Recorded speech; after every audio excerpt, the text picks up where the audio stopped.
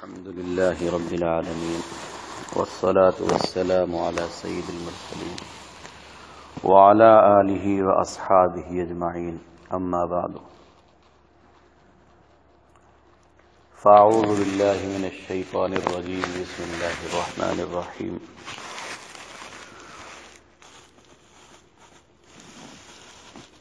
هو الذي أرسل رسوله بالهدى ودين الحق ليظهره على الدين كله ولو كره المشركون صدق الله العظيم.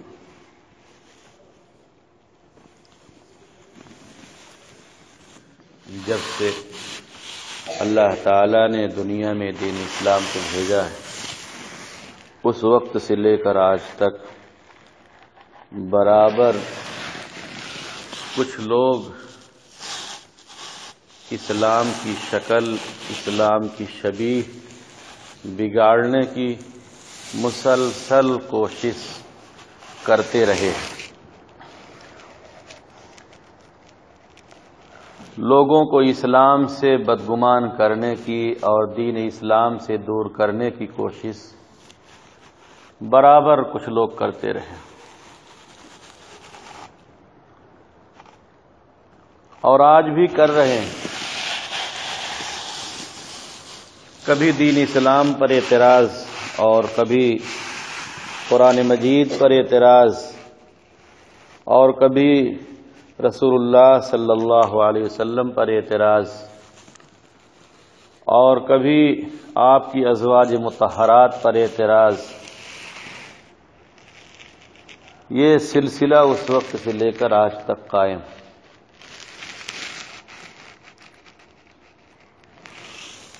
اور یہ کام صرف غیر لوگ ہی نہیں کرتے بلکہ بعض اپنے لوگ بھی کرتے ہیں. کچھ لوگ تو باضابطہ خرید لیے جاتے ہیں اور وہ بک جاتے ہیں اور بعض لوگ ایسے ہوتے ہیں جن کو پتہ بھی نہیں چلتا لیکن ان سے اس طرح کا کام لے لیا جاتا ہے. غرض کی ایک لابی ہے، ایک ٹیم ہے، ایک جماعت ہے جو اسی پر محنت کرتی ہے. اس کا اوڑھنا بچھونا یہی ہے. صبح سے شام تک وہ لوگ یہی کام کرتے. اس کے بغیر ان کا کھانا ہضم نہیں ہوتا، اس کے بغیر ان کو نیند نہیں آتی، اس کے بغیر ان کو راحت نہیں ملتی. ان کے دماغ میں اس طرح کی باتیں ایسے گھس گئی ہے کہ ان کو چین ہی نہیں آتا جب تک وہ یہ کام نہ کر لیں. اور کرتے کرتے ان کا دل اتنا کالا ہو گیا ہے، اتنا سیاہ ہو گیا ہے، ان کو یہی چیزیں اچھی لگتی. جیسے شرابی آدمی خوب شراب پی کر نالے میں کود جاتا ہے اور نالے کی گندگی کو کھاتا ہے، اس کو لگتا ہے کہ میں حلوہ اور پراٹھا کھا رہا ہوں اور اسی میں وہ مست رہتا ہے. اصل بات یہ ہے کہ اس کا دماغ خراب ہو گیا. یہ محنت مسلسل چل رہی ہے، کچھ لوگ کرتے ہی رہتے ہیں. ان کا انجام جو کچھ ہوگا وہ اپنی جگہ پر ہے. وہ انجام تو ان کا برا ہونا ہی ہونا. کھڑکیاں کچھ بند کر دو، ہوا بہت تیز آ رہی، نیچے کی کھڑکیاں بند کر دو، اوپر ہو جائے. کچھ لوگ یہ محنت برابر کیے ہیں، کر رہے ہیں اور کرتے رہیں گے. یہ ان کا اپنا مشن ہے، یہ ان کا اپنا کام ہے. ان کی روزی روٹی یہی ہے. اللہ تعالیٰ نے صاف فیصلہ اپنا سنایا ہے کہ یریدون لیطفئوا نور اللہ بافواہہم. وہ چاہتے ہیں کہ دین اسلام کا چراغ بجھا دے، منہ سے پھونک دے، بجھ جائے، ختم ہو جائے. یریدون لیطفئوا نور اللہ بافواہہم. ان کے دل کی آرزو یہ ہے، ان کی چاہت یہ ہے، ان کی مرضی یہ ہے، ان کی کوشش یہ ہے کہ ہم منہ سے پھونک دیں، دین اسلام کا چراغ بجھ جائے، ختم ہو جائے اور یہ سلسلہ بند ہو جائے. اللہ کو ایک ماننے والے دنیا میں نہ رہیں، قرآن نہ رہے، دین اسلام نہ رہے. لیکن ایسا نہیں ہوگا، ایسا نہیں ہوگا. واللہ متم نورہ، اللہ تعالیٰ اپنے نور کو، اپنی روشنی کو یعنی دین اسلام کو پورا کر کے رہے. ولو کرہ المشرکون، اگرچہ مشرکوں کو خراب لگے، ناپسند لگے، ناگوار لگے. قرآن مجید کے 10ویں پارے میں یہ آیت ہے اور 28ویں پارے میں یہ آیت ہے، 2 جگہ یہ آیت. تو اللہ تعالیٰ نے اپنا صاف فیصلہ سنا دیا ہے اور ہمارا اسی پر ایمان ہے، ہمارا اسی پر ایمان ہے کہ یہ اس کو ختم نہیں کر سکتے. 26 میں بھی تو قرآن مجید میں 3 جگہ ہو گیا اللہ تعالیٰ نے اپنا صاف فیصلہ سنا دیا. ہمارا ایمان ہے اللہ تعالیٰ نے جو کچھ فرمایا ہے وہ حق ہے، اور 1500 سال سے لوگ محنت کر رہے ہیں اس کے پیچھے کہ دین اسلام کو مٹا دیں، اسلام والوں کو مٹا دیں، ختم کر دیں. کوشش کرتے کرتے تھک گئے، خود مٹ گئے، تباہ ہو گئے، ہلاک ہو گئے، برباد ہو گئے، اجڑ گئے، ویران ہو گئے، لیکن دین اسلام پھلتا پھولتا جا رہا ہے. اسلام کی فطرت میں قدرت نے لچک دی، یہ اتنا ہی ابھرے گا جتنا کہ دبائے گی. رسول پاک علیہ الصلوۃ والسلام سے بدگمان کرنے کی لوگ خوب محنت کرتے تھے، کوشش کرتے تھے اور کہا کرتے تھے کہ وہ تو جادوگر ہیں، مجنون ہیں اور ساحر ہیں اور فلاں ہیں اور فلاں ہیں. لوگوں کو دور کرنا چاہتے تھے اور لوگ یہ سن کر آ کے تحقیق کرنا چاہتے تھے، سمجھنا چاہتے تھے، اور جو آتا تو پھر وہ سمجھ کر یہی کا ہو کے رہ جاتے. تو آج بھی یہی ہوگا کہ جتنا اس دین اسلام کے ساتھ شرارت ہوگی اتنا ہی زیادہ لوگ اس کو سمجھنا چاہیں گے اور سمجھ کر اس کو قبول کریں گے. اور لوگوں کو چاہیے بھی کہ کسی کو اگر بدگمان کیا جا رہا ہے، بدظن کیا جا رہا ہے تو وہ تحقیق کرے، وہ پوچھے اور سمجھے.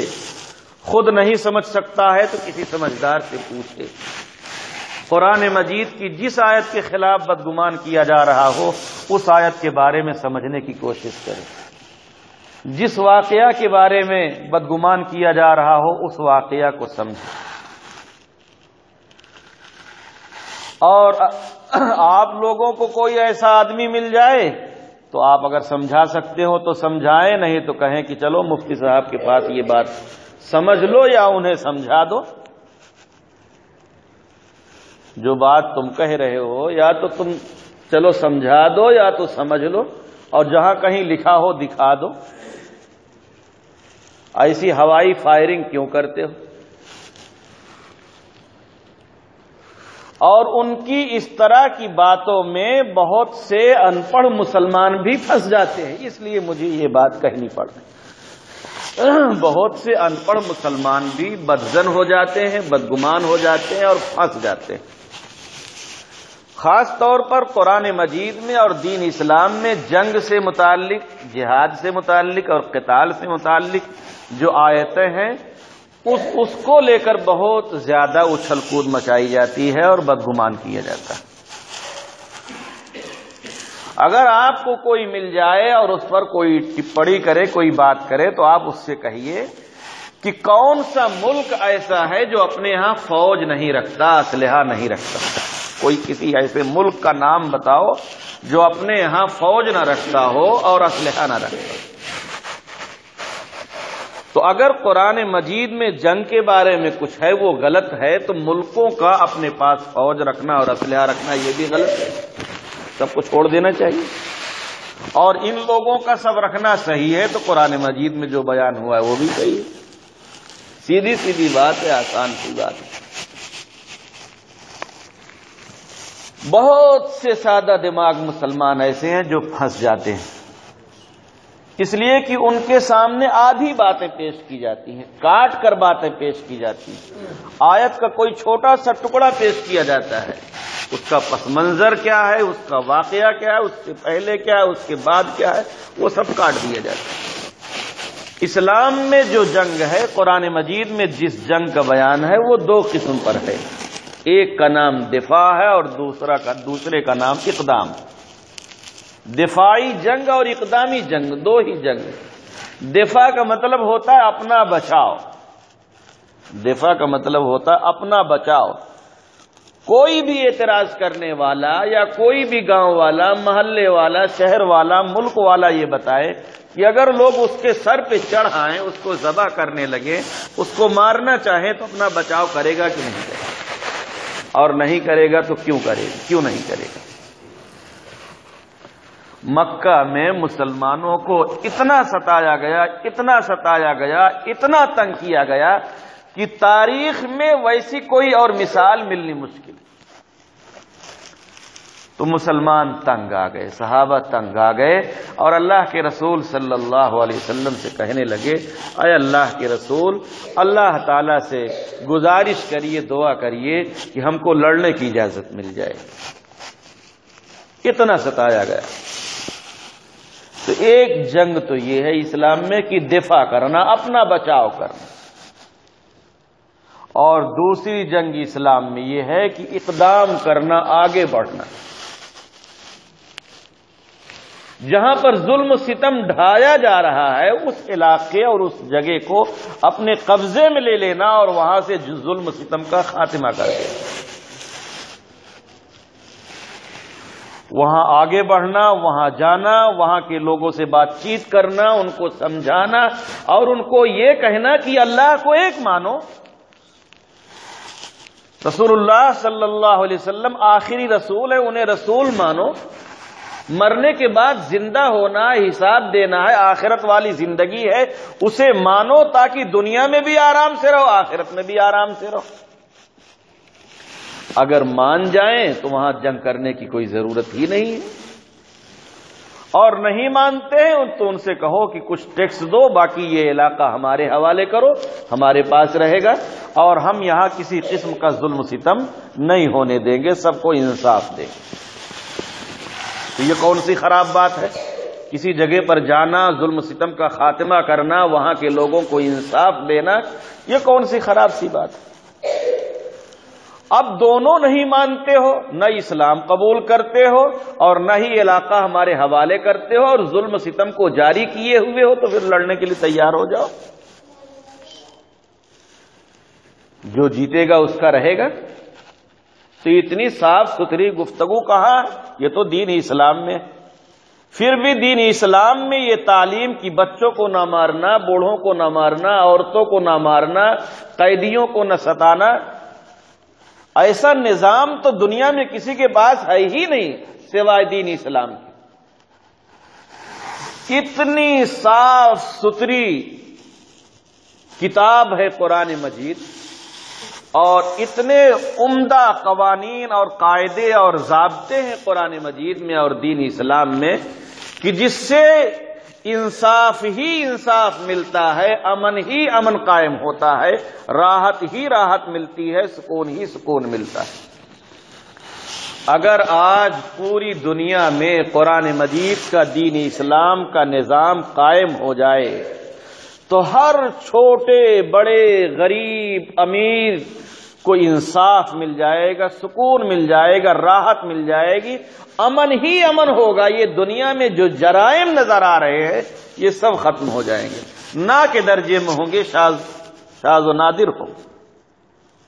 یہ چوریاں، یہ ڈکیتیاں، یہ لڑائیاں، یہ جھگڑے، یہ فسادات اور یہ خون خرابے جو کچھ نظر آ رہے ہیں، یہ سب کالعدم ہو جائیں گے، نہ کے درجے میں ہو جائیں گے۔ یہ بدکاریاں، یہ زناکاریاں، یہ فحاشیاں، یہ جو کچھ ہیں یہ سب دفن ہو جائیں گے، اس لیے کہ وہ نظام، وہ قانون اللہ کا بنایا ہوا ہے، اور اللہ دنیا کے سارے حالات کو جانتا ہے، ہر بندے کے حالات کو جانتا ہے۔ اللہ نے ایسا قانون، ایسا نظام، ایسا دستور دیا ہے کہ جس میں انصاف ہی انصاف ہے۔ اگر اللہ انصاف نہیں کرے گا تو پھر کون انصاف کرے گا؟ اللہ سے زیادہ انصاف پسند کون ہو سکتا ہے؟ انصاف کا خالق و مالک وہ ہے، اور اسی پر اعتراض کرنے لگے۔ وہ کتنا بڑا بدبخت اور بدقسمت اور محروم القسمت اور گندے ذہن اور گندے دماغ کا آدمی ہوگا جو اللہ ہی پر اعتراض کرے، رب پر اعتراض کرے، خدا پر اعتراض کرے۔ بہت کم لوگ دنیا میں ایسے ہیں جو خدا کو نہیں مانتے، اگرچہ الگ الگ ناموں سے مانتے ہوں، لیکن کم ہی لوگ ہیں جو خدا کو نہیں مانتے، ورنہ اکثریت دنیا کی ایسی ہے جو رب کو مانتی ہے، خدا کو مانتی ہے کہ ہاں رب ہے، خدا۔ تو یہ تو خدا کی کتاب ہے قرآن مجید، اللہ کی کتاب ہے قرآن مجید، اور اللہ نے چیلنج کر دیا ہے کہ اگر تم کو ذرہ برابر شک و شبہ ہو تو تم آزما لو، تم بھی بنا کے پیش کر دو، اور نہیں کر سکتے ہو تو مان لو اور سمجھ لو اور جان لو اور یقین کر لو کہ یہ میرا ہی کلام، میں نے ہی اتارا ہے، میں نے ہی دیا ہے، کسی بندے کا بنایا ہوا نہیں۔ تو میں یہ کہہ رہا تھا کہ مسلمانوں کو بدگمان نہیں ہونا چاہیے، حتیٰ کہ غیر مسلموں کو بھی کسی کی بات میں نہیں آنا چاہیے۔ اگر کوئی ان کو بدگمان کر رہا ہے، بدظن کر رہا ہے، آدھی ادھوری باتیں بتا رہا ہے، آدھے ادھورے واقعات بتا رہا ہے، تو ان کو چاہیے کہ وہ تحقیق کریں، اس کو پوچھیں، اس کو سمجھیں۔ کچھ لوگ ایسے شریر ہوتے ہیں، فتین ہوتے ہیں، جن کا کام یہی ہوتا ہے، لیکن ان کی مخالفتوں، ان کی شرارتوں کے نتیجے میں بے شمار لوگ ایسے ہیں پڑھے لکھے، کوئی ڈاکٹر ہے، کوئی انجینئر ہے، کوئی پروفیسر ہے، کوئی کچھ ہے، جو پڑھا لکھا ہے وہ قرآن مجید کو اٹھاتا ہے، انگریزی میں اس کا معنی اور مطلب سمجھ سکتا ہے تو انگریزی میں دیکھتا ہے، اور نہیں تو ہندی میں دیکھتا ہے، عربی میں دیکھ سکتا ہے تو عربی میں دیکھتا ہے، اردو میں دیکھ سکتا ہے تو اردو میں دیکھتا ہے، یا اور زبانوں میں وہ دیکھتا ہے، ہر زبان میں قرآن مجید کا ترجمہ اور اس کا مطلب چھپا ہوا ہے۔ جب وہ اسے پڑھتا ہے تو قرآن مجید کا اسیر اور قیدی ہو کر رہ جاتا ہے، قرآن مجید کا دیوانہ ہو کر رہ جاتا ہے، پھر وہ دین اسلام کو قبول کر لیتا ہے اور کلمہ طیبہ پڑھ لیتا ہے، لا الہ الا اللہ محمد الرسول اللہ، اللہ کے سوا کوئی عبادت کے لائق نہیں۔